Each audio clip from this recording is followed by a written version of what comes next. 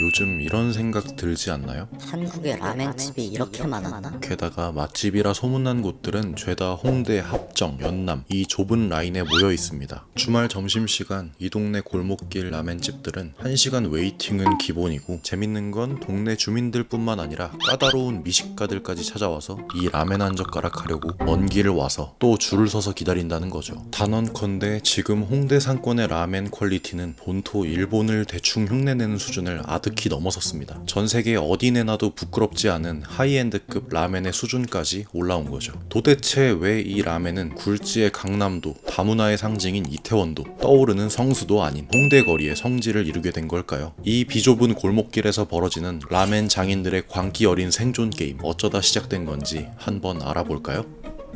시간을 돌려 2000년대 전후 당시엔 정부의 일본 문화 개방 정책이 시작되던 단계라 공중파 방송이나 길거리에는 일본 노래나 드라마를 틀 수 없던 시절이었습니다. 그 무렵 홍대 거리엔 소위 말하는 라이브 클럽들이 생겨나며 인디밴드 문화가 폭발하고 있었습니다. 당시 음악 좀 한다는 홍대 인디 뮤지션들과 힙스터들에게 엑스제팬, 라르크앙시엘, 시이나 링고 같은 J-락, J-팝 음악은 그들에게 엄청난 문화적 충격을 안겨주었죠. 홍대 앞 수입 음반점에서는 일본 현지에서 발매된 CD와 LP를 구하기 위한 음악 덕후들로 붐볐고, 바와 클럽에서는 암암리의 일본 음악을 틀어주며 하나의 거대한 커뮤니티가 형성된 것이죠. 또 당시 홍대 거리엔 미술대학이 설치된 홍익대학교를 중심으로 만화, 애니메이션을 전공하는 홍대 미대생들이 주류를 이루고 있었습니다. 당시 일본은 이런 서브컬처 산업의 세계 최고 선진국이었기 때문에 홍대 미대생들에게 그 시절 일본 미디어물은 필수적인 학업 및 작업 참고서였습니다.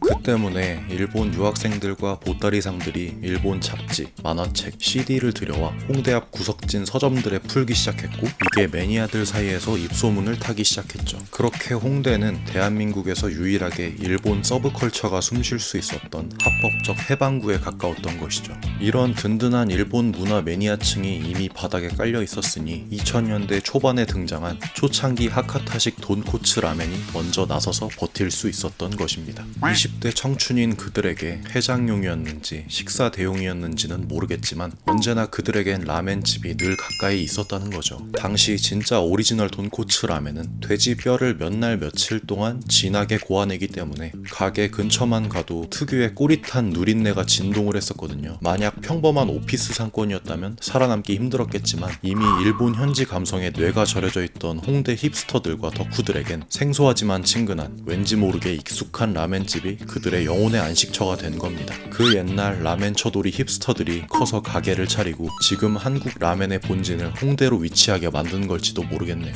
이렇게 짧고도 긴 역사를 가진 홍대 라멘, 이 좁은 골목길에서 살아남은 장인들의 차별점은 바로 육수에 있습니다. 보통 일반적인 체인점은 대기업에서 나오는 가루스프나 액기스를 수입해서 대충 물에 풀어서 팝니다. 원가도 싸고 편하니까요. 하지만 홍대 합정 골목에서 그랬다간 그날 바로 짐 싸야 합니다. 이 바닥 찐장인들은 축산시장을 돌며 닭, 소, 돼지 뼈를 매일 새벽부터 일어나 자신만의 비법대로 조합해 육수를 우리며 하루를 시작합니다. 그리고 최소 15시간에서 20시간 동안 불 앞에 서서 쥐어짜듯 육수를 우려내죠. 뼈가 완전히 녹아내려 형체가 없어질 때까지 저어 액체 괴물 수준의 진득한 진국을 만들어내는 겁니다. 가스비는 폭탄으로 나오지. 또 우리는 내내 불 앞을 지켜야 하고 고작 마진 몇천 원 남기자고 이 중노동을 매일 반복하는 거죠. 이들이 이렇게까지 하는 이유는 손님들이 국물 한 입 딱 떴을 때 시판 육수의 얄팍한 맛이 아니라 입술이 쩍쩍 붙는 광기의 진국을 보여주고 싶다는 장인 정신 하나 때문이 아닐까요? 이 진한 육수가 라멘의 뼈대라면 그 육수의 영혼과 간을 입혀주는 핵심 열쇠가 바로 타레입니다. 육수가 아무리 진해도 간이 안 맞으면 그저 맹맹한 뼈 국물일 뿐이거든요. 이 타레는 장인들이 절대로 공개하지 않는 최고 극비 레시피입니다. 최고급 간장이나 소금 베이스의 가쓰오부시, 전복, 멸치, 각종 버섯과 한약재까지 저마다의 연구를 거친 조합으로 몇 날 며칠을 졸여서 만드는데, 이 한 방울의 타레가 묵직한 뼈 육수와 만나는 순간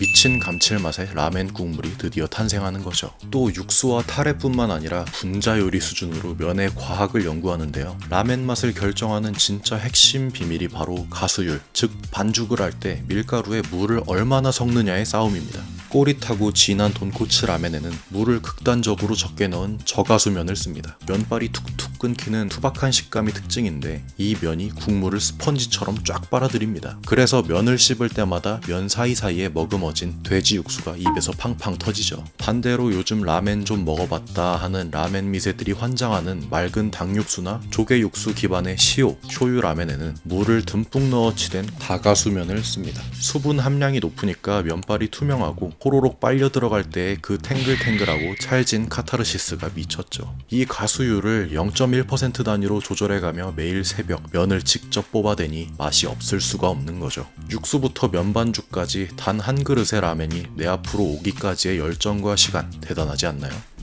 이렇게 2000년대 초부터 시작된 라멘은 현대에 와서 많은 바리에이션을 낳았습니다. 라멘은 크게 국물파와 비빔 찍먹파로 나뉩니다. 먼저 국물파의 대장, 이름부터 묵직한 돈코츠입니다. 말 그대로 돼지뼈를 영혼까지 펄펄 고아내서 뽀얗고 진한 끈적함의 끝판왕이죠. 여기에 일본식 된장을 풀어 구수함을 더하면 미소, 깔끔한 간장으로 감칠맛을 잡으면 쇼유 라멘이 됩니다. 돼지 누린내에 예민한 분들을 위해 닭뼈를 고아낸 닭 베이스에 토리파이탄도 있죠. 삼계탕을 극한까지 우려낸 듯한 풍미와 부드러우면서 같이 밀려오는 묵직함이 특징이죠. 비빔라멘 라인업 또한 종류가 여럿 있는데요. 요즘 홍대 바닥에서 가장 핫한 마제소바는 고기 고명과 노른자를 터뜨려 묵직하게 비벼먹는 감칠맛 폭탄의 라멘이고요. 고추기름과 특제 간장에 면을 비벼먹는 아부라 소바는 투박하면서도 중독성 강한 기름맛이 예술이죠. 마지막으로 면과 차가운 소스가 따로 나오는 츠케멘이 있는데요. 가닥가닥 면을 진한 소스에 찍어 먹는 재미가 있어서 라멘 좀 먹어봤다 하는 매니아들이 환장하는 치트키 메뉴입니다. 실제로 도쿄대회 우승 레시피로도 유명한 홍대의 칸다소바 같은 곳들이 이런 마제소바나 아부라소바와 같은 비빔라멘 또한 대중화시키면서 국물 없는 라멘 시장의 전성기를 확 열어젖히기도 했습니다. 지금은 돈코츠 쇼유 베이스에 데친 시금치가 올라가는 이에케 라멘, 칼국수 수준으로 두꺼운 면에 간마늘 왕창 넣은